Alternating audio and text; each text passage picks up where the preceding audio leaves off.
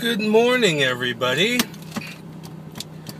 I am serving you bitches saber-tooth realness today with my face. I had to clean everything up. I wanted to sport my chops again.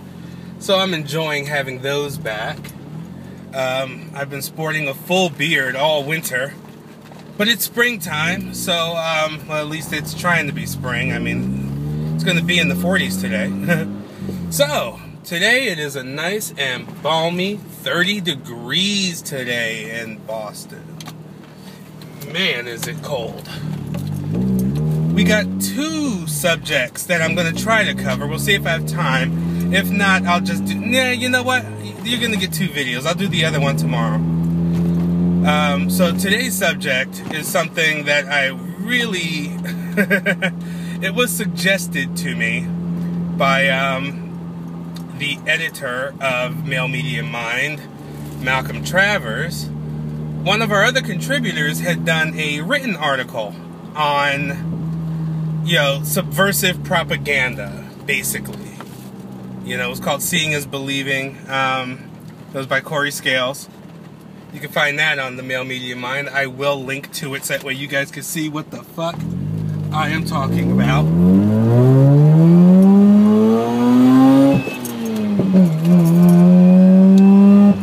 Okay, there we go. I just had to pull out on the highway. Sorry, guys. So, yeah, we're looking at a publishing group, Chick Publications. Basically, they put out, disguised as comic books, extremely right-wing propaganda for children. And of course, they disguise these things as comics. They're drawn, and they cover a wide range of really silly subjects. Things that really are a no-brainer if you are to really think about it. They cover everything from abortion to homosexuals, and talking about how all these things are sins.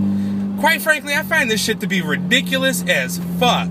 First off, some of these comics, like one of them was about murder, and this poor guy in a hospital is just, screaming out, no, please don't kill me, as a nurse comes to him with some of these people are fucked up. As a nurse comes to him with a needle, Another one is about a poor boy who gets beaten by his father. Now get this shit, because I had to look this one up, because I was just like, no, this shit I gotta see. Instead of just like this small little clip, they have a white version and a black version of this comic. One version for white people, one version for black people. In which there's a boy who's severely abused by his alcoholic father.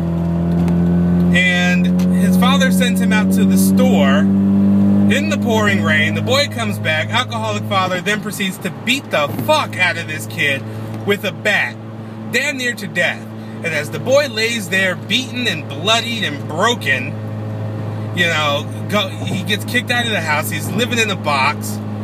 And a Christian comes by and does perhaps the most un-Christian thing I have ever seen. To even insinuate that this is right is ridiculous. Instead of calling the cops, getting the boy to a hospital, something like that, this person decides to tell them how much Jesus loves them and that they are not alone. And before they help him, they don't even bother to help the boy until after he, accepts Jesus. What? What kind of Christian is that? And this gets me on to a subject of, hypocrisy within, the Catholic Christian community. I mean, and mind you, it's not just there, it's elsewhere. Although I will say some of the other religions have, some seriously devout followers who follow that shit to the T. Christians, for the most part, have yet to actually read that Bible through and through. A lot of them. I'm not going to say all of them, because there are a lot of, good Christians out there who do Christ-like shit, who actually follow the teachings of Christ.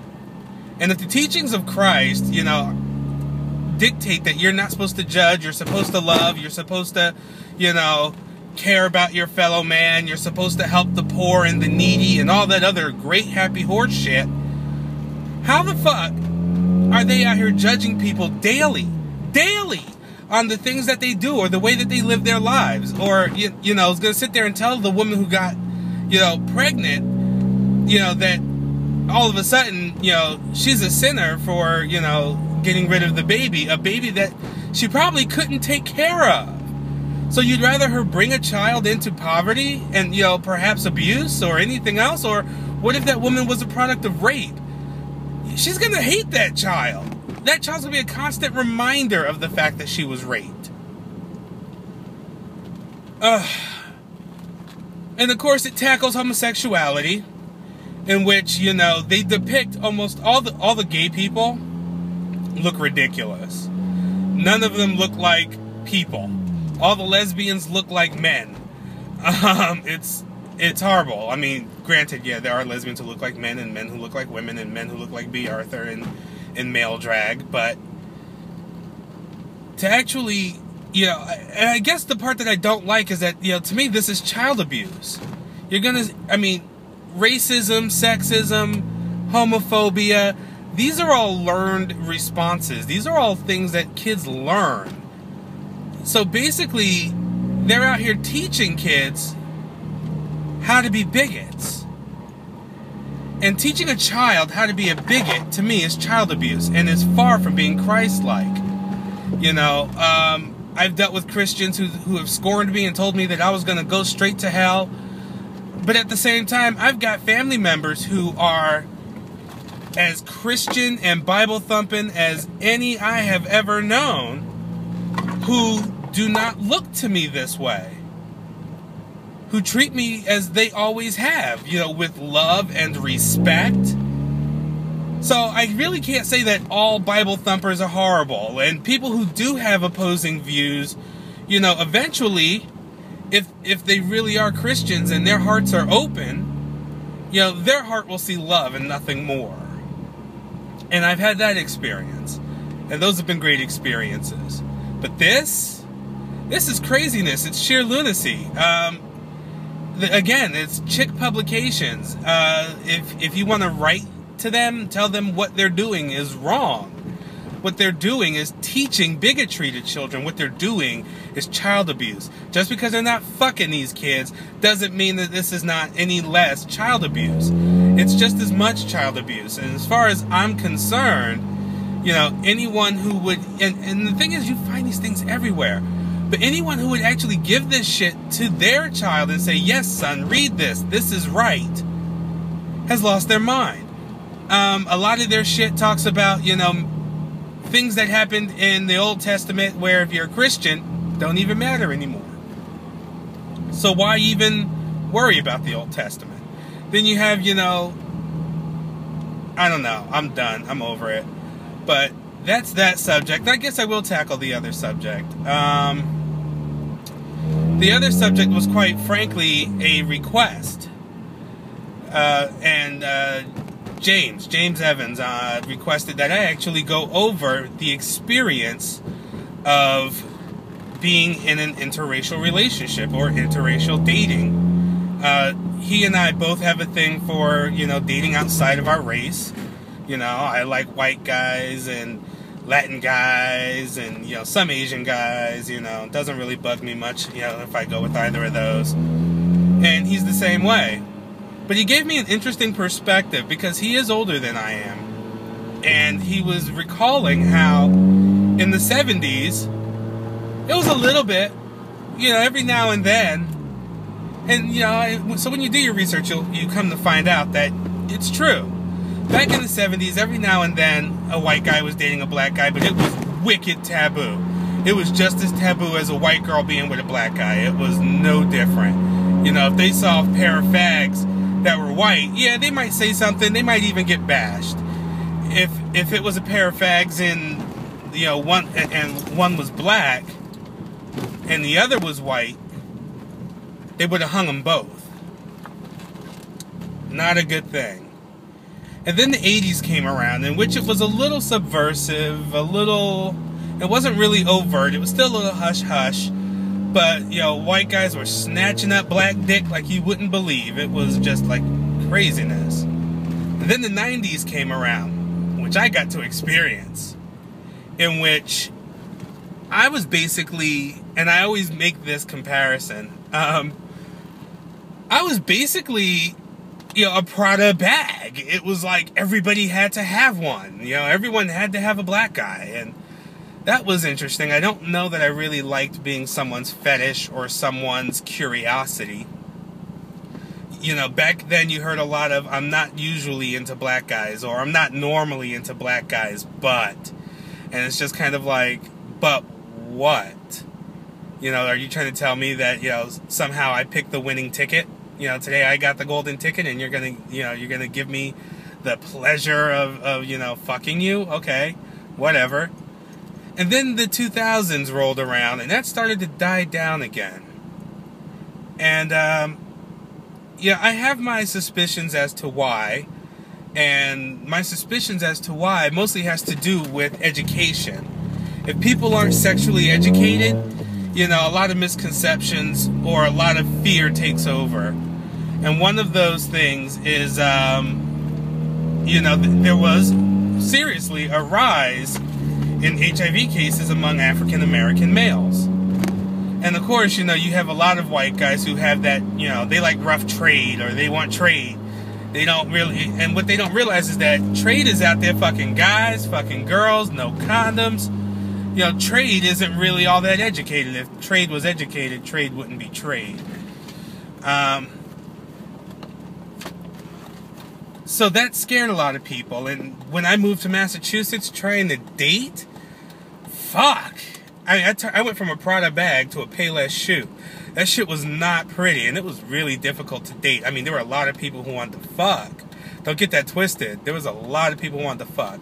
But very, very, very few people who wanted to actually date. And when you throw in, the misconception that African Americans are irresponsible, the misconception that African Americans are uneducated, the misconception that African Americans are broke. I was treated like a common thug, and I never understood that, because I never dressed like a thug. I don't look like a thug. I don't talk like a thug. But I was treated like one. I was treated like I was really not worth much other than a roll in the hay. And I don't quite know where that, where that type of behavior comes from. It almost reminds me of, like slave masters, having sex with their slaves, where it was okay to have sex with them, but it was not okay to, bring the hoe into your house or nothing, And that's kind of what it felt like. But of course, I found my happiness in the arms of a little white Italian man, but, can you really call Italians white? Italians are more black than most black folks, so, I can't even, you can't really go there. On top of that, he's Sicilian, so that really is up there. But, someone who actually looked at me for me and was actually into black guys. But my experience, I guess, in dating has always been very difficult. It's been one of a clash of cultures. I'm not really steeped deep in, African American culture, whatever the hell that is. My experience here in America is, growing up in a white neighborhood. Most of my friends were white kids, so I didn't have that experience that everybody else has of being black and gay, where first your community ostracizes you, then you have to deal with fighting every day or whatever. I didn't have to deal with any of that, for which I'm very grateful. So I've always kind of had an affinity for white guys. My ex husband is white, very white. He's transparent. I call him translucent man. And that ended about 5 years ago. And of course, I've been with Skeeter for the past 4 years. So all in all, you know, in New York City, my experience was one where people looked, but no one said anything. No one scoffed. What I did notice, and what you get to see in spades when you date, you know, someone outside your race, is how that person's race treats them versus how that person's race treats you. And you can see it everywhere, you know, the way black folk treat other black folk and Asians treat other Asians versus how they treat you, whatever. So I did get to see white privilege in action, where I was never even a consideration. I was a non-factor. Yeah, that part wasn't fun. Where people would sooner think he was paying the bill before they thought I was paying the bill. And you know, that type of thing still happens today, like even with Skeeter, up here in Massachusetts. You know, I do notice that, you know, we get some looks. People definitely assume that he's the educated one, that he's the one who has a job, and that that I stay at home or something. People always assume that he's paying the check. You know, hey, he wants to pay the check, great, but I mean, really, just to make the assumption because I'm black, I must not have the money to pay the check? That's kind of ridiculous. Or that I'm a boy toy, you know, that he's keeping me, that I'm a kept boy or something. I get a lot of that. From other black people, like other black gays, what I have gotten is I've been called a race traitor. I've been called a race traitor. Now, as far as I'm concerned, there's no such thing as an African man in America unless your ass came directly from Ghana or some other African place. If you haven't, if your ass is anywhere lighter than charcoal, you're mixed. You're not black. You're mixed. You're not African. You're an African American. You're a different species altogether. We are a different breed. So there's nothing for me to trade against.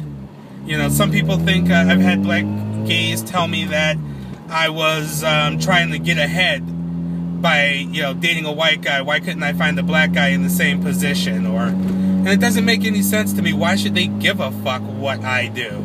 And really, the only reason why they give a fuck is because they want a piece. Now they can't have it. Or they see that I'm black with a job and everything else, and they can't have it. And it's just like, you know what? How about that attitude right there is why I'm not dating you. This has nothing to do with your race. It has everything to do with who you are. And you suck. It's like, you know, I don't say that anyone should, you know, be racist towards or suspicious of or anything like that. But everybody does have preferences, you know, and I just happen to prefer dating outside of my race. And it's kind of hard for a lot of people to understand. I get a lot of shit for it. You know, from my own people, which makes no sense. I mean, if you're gay, how can you possibly tune your lips to say something so ignorant and so segregational? It's ridiculous.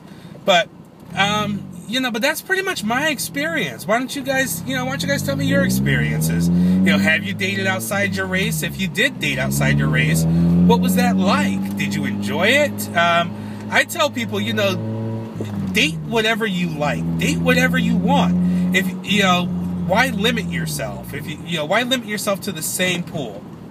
You know, if you wanna, you know, if some, you know, Indian guy comes up to you and he's got good game, you know, fuck it. Go out on a date. He might be the best fuck. You never know. He might also treat you like gold. You never fucking know. So, yeah. What are your experiences on interracial dating? Don't forget to like the video below. Don't forget to subscribe. Don't forget to check out the Male Media Mind at malemediamind.com. Don't forget to check me out at lynxbear.com. You can also find me on Twitter at lynxbear. You can find me on YouTube as lynxbear. You can find me on Facebook as lynxbear or Brutal Lynxbear. You can find me there. My Tumblr is lynxbear.tumblr. Yes, I finally got a fucking Tumblr going. And, yeah, with that, I'm gonna bid you bitches adieu. And, see you guys tomorrow. Ciao.